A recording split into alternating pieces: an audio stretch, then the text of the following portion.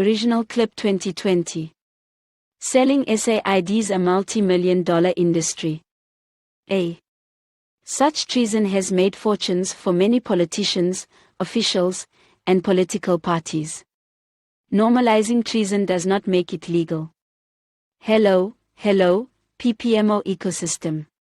Firstly, watch these documentaries on Al Jazeera for context. 1. Cyprus Papers. 2 Diplomats for sale. Summary. 1 is about golden papers, where rich foreigners invest in country to get papers, so effectively bringing money into country. Not SA model where money leaves the country. 2 covers similar corruption happening in SA from Mandela's days. At the time, original clip made their head on SABC a xenophobia campaign nonsense.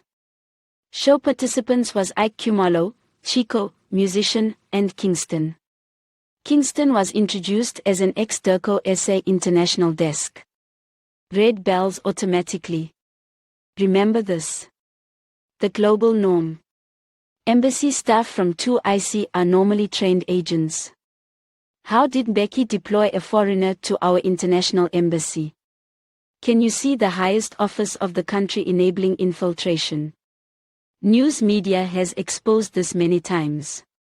That SA, a small country, has the most number of foreign diplomats in the country. Our stats are compared with USA, a huge superpower. What is the need of handing over so many diplomat papers? No reason, but bribes and enabling infiltration and corruption. Given privileges given to diplomats. Let's stop here with 2 questions. Why foreign nationals posted in embassy abroad? Why so many foreigners with diplomat papers in the country? SSA investigate.